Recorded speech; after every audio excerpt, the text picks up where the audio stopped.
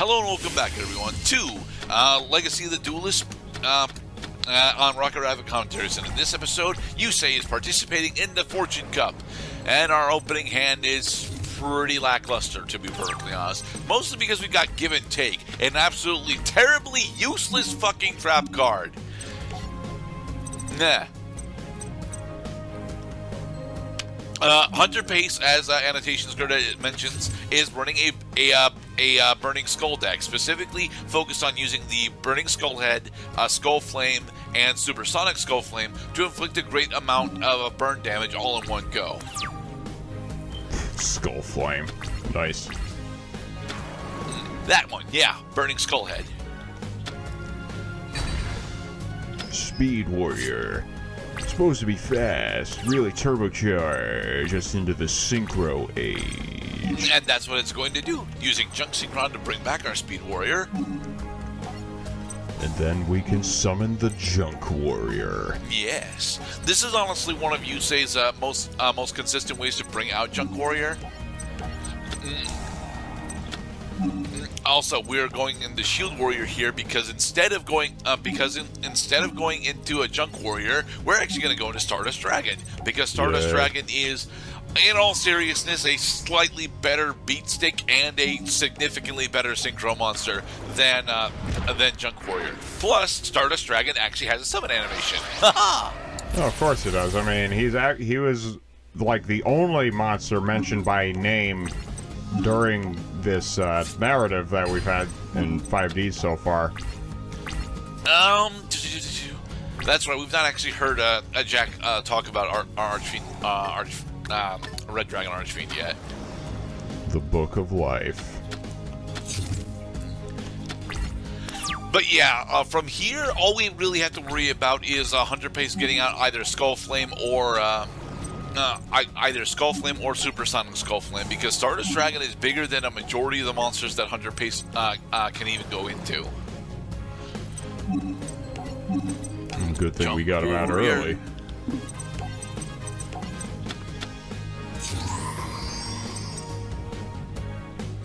Sadly, we don't have any level 2 or lower monsters, so Junk Warrior doesn't get any stronger, but his effect still does activate.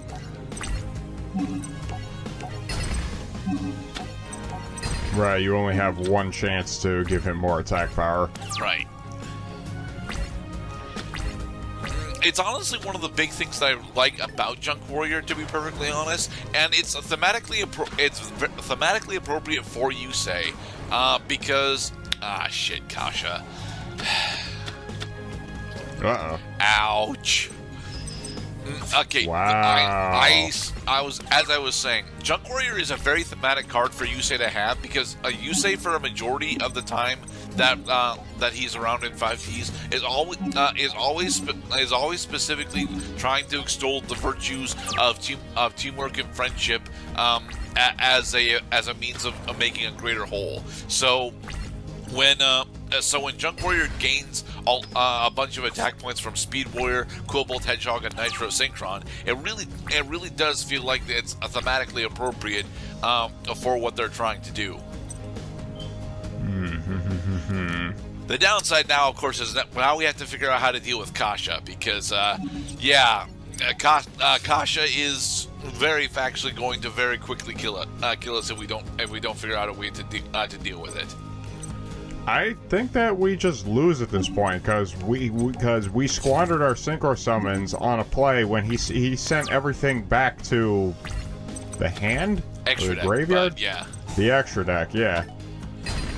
Oh, this guy is all about the zone, and he doubled Plague Wolf's attack. Yep.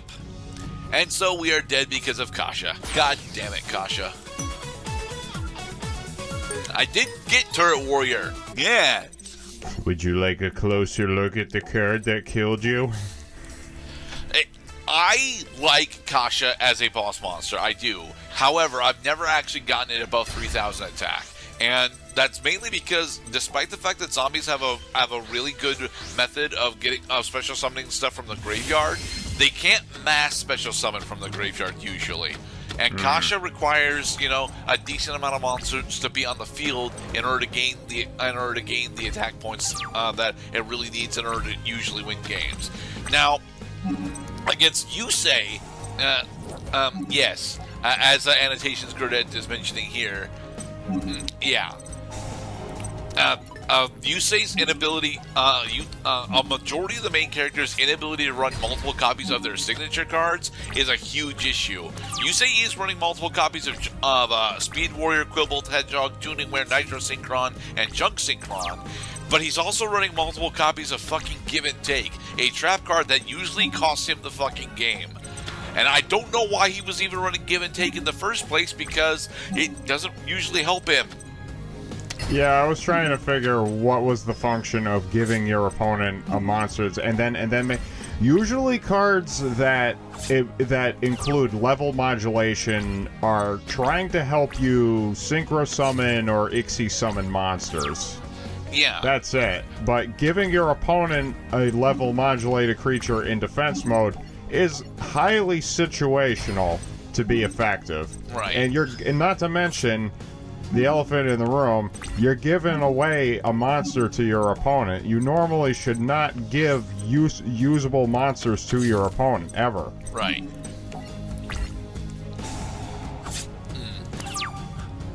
So, assuming he doesn't have anything to attack our Solar Flare Dragon, yep, we have game. Sweet. Cool, that was easy. Yeah, that's one of the things that happens through a majority of the 5D's campaign. We'll try it with Yusei, and because Yusei's deck is actually loaded with a bunch of low attack monsters that I can't really piece together into the effective combos that they want, we'll end up losing that fight. But then when we throw slow burn at them, they just straight up won't have any significant threats all of a sudden. It's really weird. Also, we got 2 copies of Dark Room of Nightmare. Haha. That's why I suggested repeatedly throughout Rocket Rabbit Commentary series of Legacy of the Duelist, maybe you should have given it a mulligan. We don't have access to mulligan. No, you know what I mean. I just know what you try mean, it Mr. again. Cloud, but you're a little too quick to hit the oh shit button. The reason why I'm so quick though is because I had this similar experience as I was going through the new game the first time around. Like Yusei's deck, despite having a really high ceiling, tends to sputter getting there unless you do sequencing extremely well. And at this point, I am of the opinion that 5D sequencing isn't actually all that important. It is important, mind you, but it doesn't feel that important during the game. Like right here, I've got the ability to special summon a turret warrior with specifically 2100 attack, and this is enough. This is enough attack points to run through pretty much anything that Gregor has, as long as he doesn't play limit removal. Plus, I've got my Scrap Iron Scarecrow. I've got 2 Scrap Iron Scarecrows. I should be effectively immune from combat damage for the entirety of the game. Let's see what happens. Yes, let us see what happens, because we're here for the rest of the part. Nice. Oh yeah, baby. I do enjoy these longer duels. I most certainly do, but it gets to a point where, god damn it, it's Blasphere. Kinda makes you wish you didn't blow up your MST now, don't it? He blew up my MST. I know.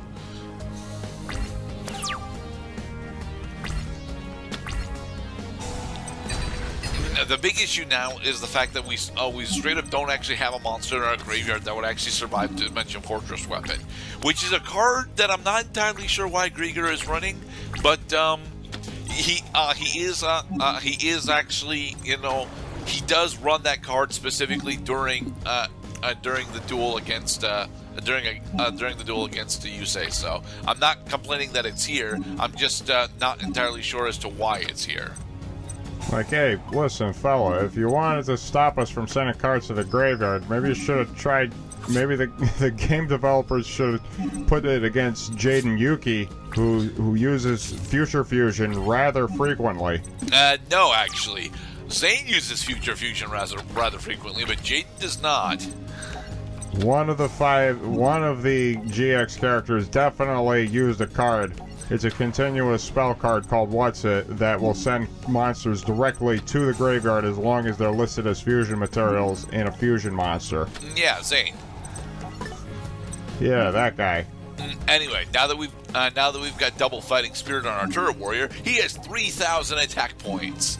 Nice. And this is the major misplay that I had by setting another copy of Scrap Iron Scarecrow. Despite the fact that I'm effectively immune from battle damage, I no longer can actually play Yusei's signature cards. Yeah. As annotation card mentions here, I can't play my spell cards anymore. I couldn't play Tuning this turn anyway because of Dimension Fortress weapon, but like I'm about to be able to ready to play a Tuning, and yeah. Hey, Turbo Booster. Turbo Booster is another card that I actually really enjoy. It doesn't actually work all that well, to be perfectly honest, but it can work relatively well. It usually ends up being fodder for Yusei to summon Turbo Warrior. Not Turbo Warrior, but Turbo Cannon. And you're using, yep, and of course the face down cards that are locking down your spell and trap card zones are Scrap Iron Scarecrow, which do not go to the graveyard after you use them. Yep. Well, that sucks. Although it does suck, I'm supposed to be immune to battle damage now, so, you know, I should be fine. Just gotta actually grind him down with my Turret Warrior. Face down defense position monsters usually do not present a threat in Yu-Gi-Oh! Hey, Black Salvo. Oh, look! He summoned Dark Strike Fighter. Do not be super afraid of Dark Strike Fighter. This is the erotic version of Dark Strike Fighter, meaning that he can only use the effect of Dark Strike Fighter once per turn. Oh, yeah, that's right. Dark Strike Fighter was like the first Synchro monster to get banned because its effect was imbalanced. I don't think he was first, to be perfectly honest. I recall that Goyo Guardian may have actually been first. Yeah, because of that whole thing of Goyo Guardian really turning the tides of battle in favor of the player who controls it. Yeah. I'm going to turn your monsters at this point, I'm having mine. trouble deciding what I want to try and do, because I can't normal summon Turbo Booster anymore. Ouch.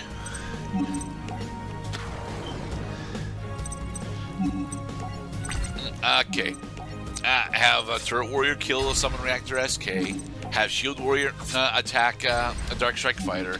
Then use Turbo Booster's effect to destroy Dark Strike Fighter. Haha. Nice. Alright, got 200 life points left, and our opponent is down to a single card in his hand. Surely we can come back from this, Mr. Cloud.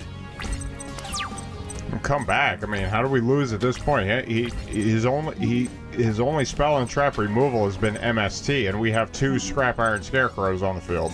But we were supposed to be immune to battle damage, and then we took 3,000 points of battle damage. Well, for the record, a lot of that battle damage was you, because you dive bombed into him. Now I can actually use my tuning card. Yep. Well, that Thank didn't you, last Stardust forever. Dragon.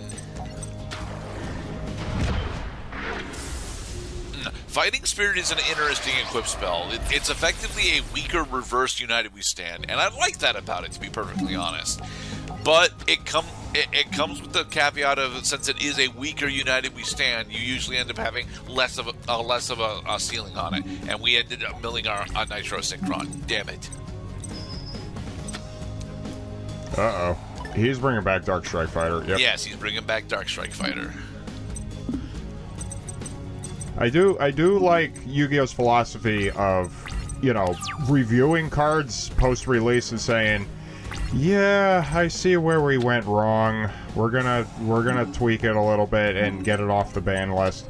One of the earlier cards that I remember that got eroded that I had to learn about in order to appreciate the, you know, how we're supposed to be looking at it in the modern scene. Bazoo the Soul Eater.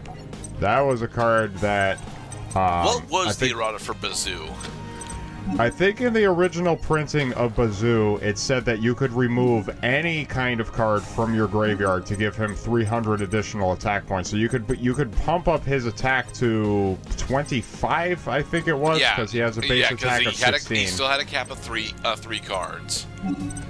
So they eroded him to say, okay, you can only banish monster-type cards from your graveyard, because they realized after release that being able to banish your used-up normal spells and normal traps as the game goes on would make him pretty powerful, like, every single turn. Okay.